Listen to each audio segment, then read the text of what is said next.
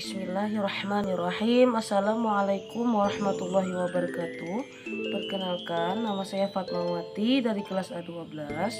Kali ini saya akan memaparkan tentang keterampilan mengelola kelas, yang dimana tugas ini diberikan oleh Ibu dosen Husnul Khotimah MPD dengan mata kuliah Micro Teaching. Baiklah, kita simak video ini selengkapnya. Keterampilan mengelola kelas bertujuan untuk menciptakan suasana belajar yang efektif dan efisien, seperti ruangan atau lingkungan belajar yang bersih dan nyaman bagi anak. Menyiapkan materi, membuat aturan bersama yang disepakati oleh siswa dan guru, yang apabila kesepakatan tersebut dilanggar maka ada konsekuensinya. Tetapi apabila siswa tersebut tidak melanggar, maksudnya memberikan suatu hadiah kepada anak apabila anak tersebut berperilaku baik. Tujuan dari pengelola kelas adalah agar anak merasa bertanggung jawab terhadap tugas yang diberikan dan anak berusaha untuk menyelesaikan tugasnya tersebut dengan semampunya atau kemampuannya. Guru menyediakan serta mengatur fasilitas belajar, membimbing, membina siswa sesuai dengan kemampuan guru secara profesional.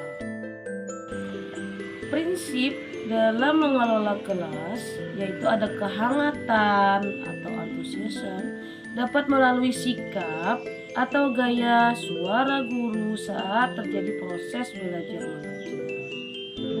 Kemudian tantangan yang dihadapi yaitu memberikan dukungan penuh kepada siswa agar berkembang menjadi lebih baik lagi. Bervariasi dimaksud di sini adalah memvariasikan metode belajar agar menarik perhatian siswa dan memberikan keluasan kepada siswa untuk menyampaikan pendapat dan kemampuannya. Dalam metode, kita harus berusaha berkembang lagi agar anak tidak merasa bosan dengan materi yang kita berikan, sehingga anak dapat menerima materi yang kita berikan dan dapat memahami materi yang telah kita sampaikan tersebut. Penekanan pada hal-hal positif dengan memberikan penguatan dan pengembangan hubungan dengan siswa sehingga anak dapat mengembangkan dirinya sesuai dengan kemampuannya. Dan penanaman disiplin di sini maksudnya adalah seperti memberikan contoh yang baik, yang nyata bagi anak, yang dapat ditiru oleh anak, saling menghargai, menghormati, gotong royong, serta kasih sayang sesama-sesama. Hal yang dapat mengganggu terjadinya proses belajar mengajar atau KBM di sini tidak adanya perhatian, perilaku mengganggu pada anak.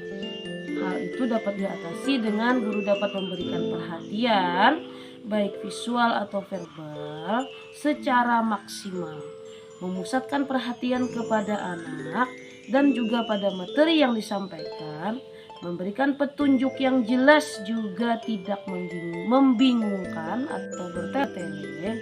Sedangkan jika ada perilaku mengganggu pada anak, maka guru memberikan penguatan dan kesepakatan yang telah kita sepakati bersama antara guru dan siswa yang sebelumnya telah kita berikan penguatan, sehingga pendekatan hubungan secara emosional juga diperlukan dalam hal ini kepada anak.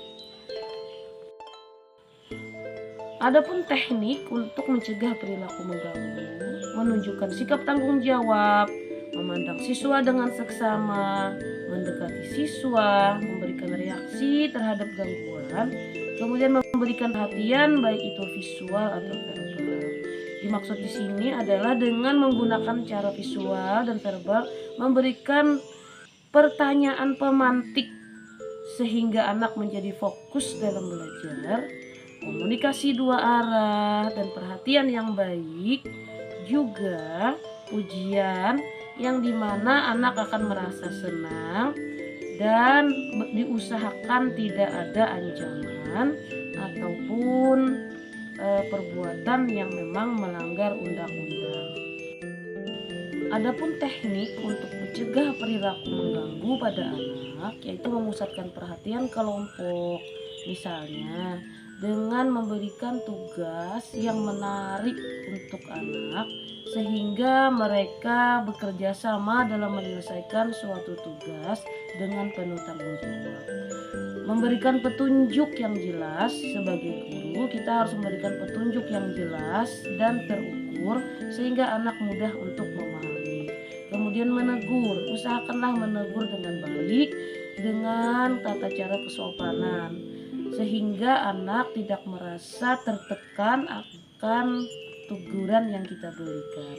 Kemudian memberikan penguatan. Penguatan di sini adalah anak akan merasa nyaman apabila berdekatan dengan kita selama proses belajar mengajar. Pengembalian kondisi belajar yang optimal, guru sebagai fasilitator dalam mengoptimalkan pembelajaran pada peserta didik meliputi memaksimalkan sumber belajar, baik itu berupa LKS, buku paket, dan hal-hal yang ada di lingkungan sekolah.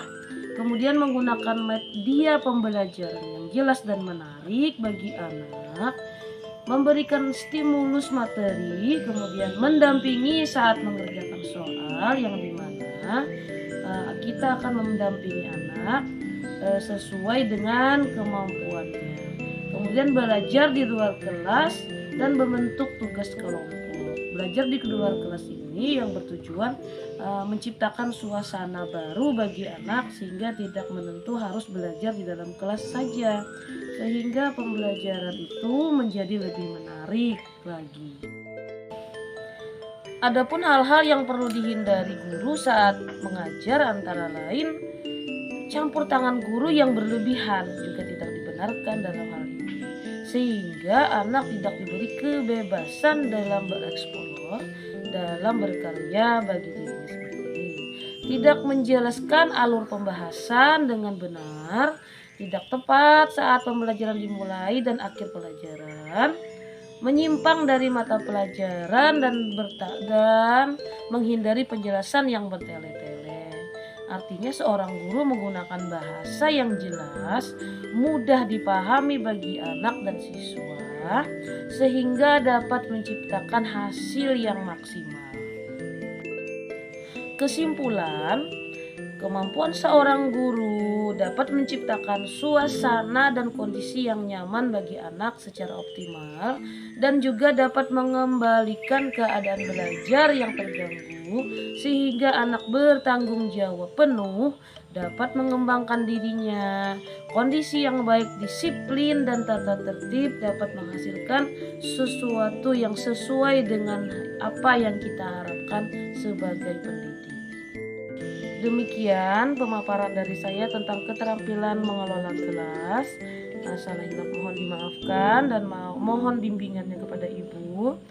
Terima kasih. Jazakallahu khair. Wassalamualaikum warahmatullahi wabarakatuh.